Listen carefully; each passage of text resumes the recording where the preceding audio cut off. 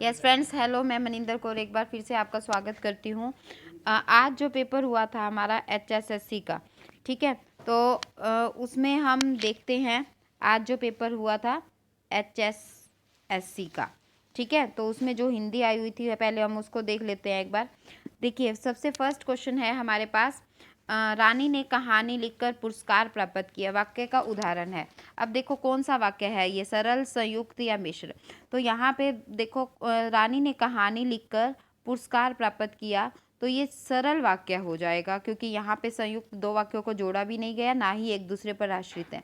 तो ये हमारे पास आंसर क्या आ जाएगा, 59 का ए आंसर राइट हो जाएगा कि सरल वाक्य है ये, ठीक है। नेक्स्ट क्वेश्चन देखते हैं, नेक्स्ट क्वेश्चन पे चलते हैं। नेक्स्ट क्वेश्चन क्या है, नेक्स्ट क्वेश्चन है हमारे पास, जिसके समान द्वितीय नहीं, वाक्यांश के लिए एक शब्द। देखो, अनुपम, अद्भुत, अनोखा, अद्वितीय।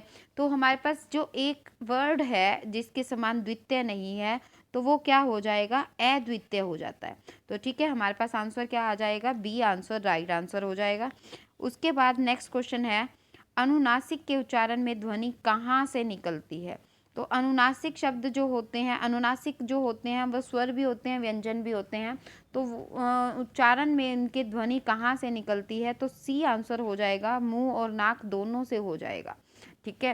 वैसे तो अगर हम देखें कि व्यंजनों में तो हम क्या देते हैं कि नाक से निकलती है, बट स्वरों के मामले में हम कहें तो मुख से भी निकलती है। तो मेरे हिसाब से इसका जो आंसर यहाँ पे हो जाएगा, मुख और नाक दोनों से हो जाएगा, ठीक है। तो नेक्स्ट देखते हैं, नेक्स्ट हमारे पास क्वेश्चन क्या आ रहा है, नेक्स्ट है आनंद शब्द का उचित पर्यायवाची। देखो, पर्यायवाची की बात हो रही है, आनंद। आनंद मीन्स क्या होता है कि हम जब खुशी मनाते हैं तो उसको हम आनंद कहते हैं, आनंद मतलब मौज मस्ती। तो यहाँ पे हम बात करते हैं तो आनंद, मौज, मौज मीन्स भी हंसी मजाक होता है, हर्ष मीन्स भी खुशी होती है। तो ये आंसर आ सकता है। देखो, अचल और प्रमोद में अचल आंसर नहीं आ सकता, प्रमोद हो सकता है, तनुज नहीं हो सकता, आमोद हो सकता है, शाल नहीं हो सकता, उल्लास हो सकता है। तो यहाँ पे जो आंसर राइट फिट बैठ रहे हैं वो ए आंसर होगा। तो 62 का हमारे पास क्या आंसर हो जाएगा, आनंद शब्द के उचित जो पर्यायवाची शब्द हैं वो मोद और हर्ष हो जाएंगे, ठीक है। नेक्स्ट क्वेश्चन पे हम चलते हैं। नेक्स्ट क्वेश्चन क्या है, किस शब्द में प्रत्यय का प्रयोग हुआ है। तो प्रत्यय की बात देखिए तो हम देखिए, नीडर में प्रत्यय शब्द नहीं आया है, ठीक है। प्रत्यय, प्रत्यय क्या होता है, शब्द के लास्ट में जो लगता है। भरपेट में देखो प्रत्यय का प्रयोग नहीं हुआ, आजन्म में भी नहीं हुआ। तो साफ साफ हमें दिख रहा है बचपन, बचपन में हम कह देते हैं कि बच्चा शब्द जो होता है, बच्चा में प्रत्यय लगाकर, पन प्रत्यय लगाकर क्या बन जाता है, बचपन बन जाता है। तो यहाँ पे 63 का आंसर हमारे पास डी राइट हो जाएगा। उसके बाद नेक्स्ट क्वेश्चन हम देखते हैं, नेक्स्ट क्वेश्चन क्या कह रहा है, 64 पे चलते हैं। नेक्स्ट कह रहा है कि कौन सा शब्द उपसर्ग की सहायता से नहीं बना है, उपसर्ग की सहायता से नहीं बना है। देखो, सुपुत्र में सु उपसर्ग आया है, अनपढ़ में अन उपसर्ग आया है, 29 में उन उपसर्ग आया है।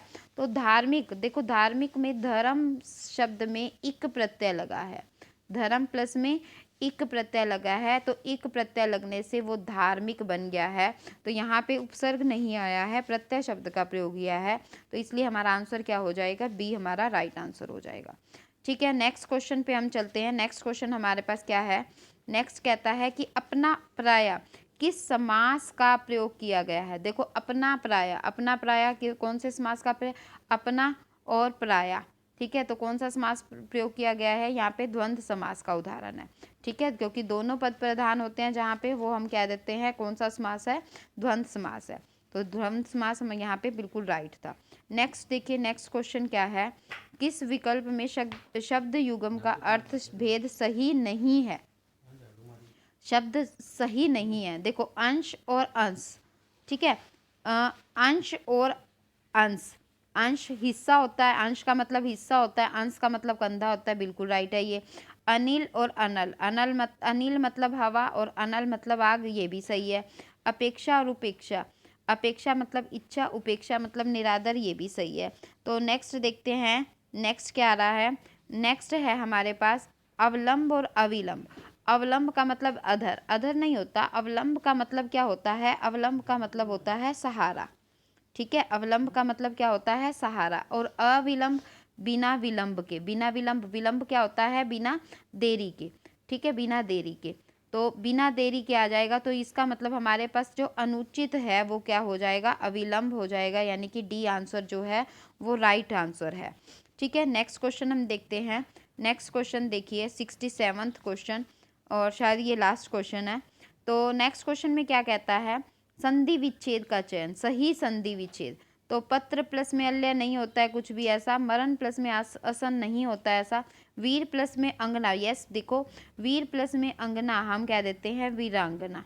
ठीक है, वीर प्लस में अंगना वीरांगना होता है, तो ये जो हमारा पास वीरांगना है वो बिल्कुल राइट आंसर है। तो हमारा आंसर यहाँ पे क्या हो जाएगा, सी आंसर इसका हो जाएगा। ठीक है, तो एक बार फिर से हम एक बार नज़र मार लेते हैं। 59 का हमारे पास कौन सा था, ए आंसर ठीक था। 60 का अद्वितीय बी आंसर सही है। अनुनासिक में हम सी आंसर ले सकते हैं। आनंद शब्द का उचित पर्यायवाची ए ले सकते हैं। ठीक है, और 63 का हम डी आंसर ले सकते हैं, और 64 का आंसर जो बन रहा है वो बन रहा है बी आंसर। ठीक है, 65 का ए, और 67 का हमारे पास बन रहा है डी आंसर, और 67 का बन रहा है सी आंसर। ठीक है फ्रेंड्स, थैंक यू। और बताना कि आपको कैसा लगा। Like share and subscribe. Thank you friends, have a nice day.